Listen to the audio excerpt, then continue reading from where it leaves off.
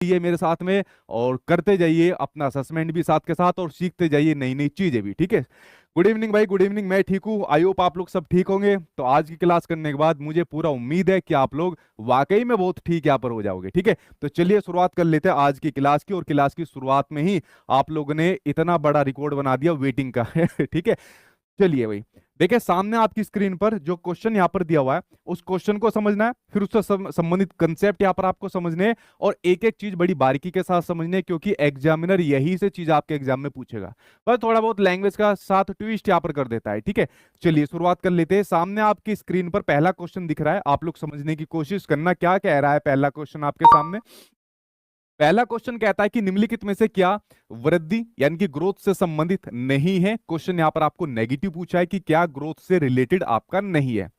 देखिए अगर आप लोग यहां पर देखोगे ऑप्शन नंबर फर्स्ट कि ग्रोथ के बारे में कहा है कि ग्रोथ बाह्य होती है, यानी कि ग्रोथ जो होती है वो एक्सटर्नल यहां पर होती है। दूसरा पूछा है आपके सामने ग्रोथ स्पर्ट के बारे में, जो इससे संबंधित नहीं है वो आपको बताना है।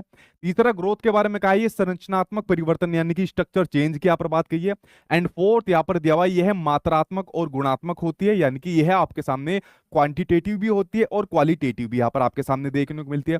अब देखें जिन स्टूडेंट की तैयारी बहुत बढ़िया हो रखी है वो तो सीधा क्वेश्चन के ऊपर टूट पड़ना और नई नई चीजें नए नए क्वेश्चन यहाँ पर समझना। और देखें सबसे मेन बात आपको बताऊं ना, जो आज की इस क्लास के अंदर जो आपको 100 क्वेश्चन यहाँ पर देखने को मिल रहे हैं, भाई कोई भी क्वेश्चन आपका प्रीवियस ईयर क्वेश्चन से संबंधित एज इट इज नहीं है, वो आप लोगों ने याद कर रखे हैं, छूटते क्वेश्चन पढ़ते आंसर दे दे। तो सारे के सारे 100 क्वेश्चन आपके सचिन सर द्वारा यहाँ पर बनाए गए, यानी मेरे द्वारा बनाए गए। तो आप लोग सोच सकते हो कि पहली बार ऐसा किसी टीचिंग एग्जाम के अंदर देखने को आपको मिला होगा कि किसी टीचर के द्वारा पूरे 100 क्वेश्चन उसी सीबीएसई के पैटर्न पर या उसी एग्जाम के पैटर्न पर बनाए गए जिस प्रकार का एग्जाम आपके सामने यहाँ पर होता है। और मेरी सीबीएसई वालों से भी रिक्वेस्ट रहेगी कि क्वेश्चन बनाने के अंदर मुझे भी कभी शामिल कर लिया करे, मेरी भी थोड़ी बहुत तो नॉलेज यहाँ पर बढ़ गई होगी। ठीक है। तो ये सारे 100 क्वेश्चन नए हैं, सारे क्वेश्चन बहुत जबरदस्त लेवल के, इजी मॉडरेट और हार्ड सभी लेवल के। और देखना पेपर से पहले ही आज की क्लास के अंदर आपको पूरी पेपर वाली फील ना आ गई तो। ठीक है।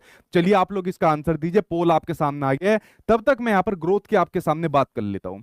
देखिए जब मैं ग्रोथ की बात करता हूँ, वृद्धि की यहाँ पर बात करता हूँ, आपको उसके नाम से समझ में आ रहा है वृद्धि यानी कि किसी चीज को बढ़ने की यहाँ पर बात हो रही है। देखिए जो वृद्धि का संबंध होता है वो होता है संरचनात्मक परिवर्तनों से, यानी कि जो स्ट्रक्चरल चेंज होता है, यानी कि जो संरचना हमारी बॉडी का जो स्ट्रक्चर है, जो संरचना है उसके अंदर जो भी बदलाव हो रहा है, सपोज हमारी हाइट बढ़ रही है, हमारा वेट बढ़ रहा है, ठीक है, हम लोग मोटे हो रहे हैं, पतले हो रहे हैं, तो जो भी संरचनात्मक तौर पर स्ट्रक्चर तौर पर हमारी बॉडी के अंदर जो बदलाव हो रहा है वो आपके ग्रोथ को दर्शाती है, बिल्कुल यहाँ पर। ठीक है।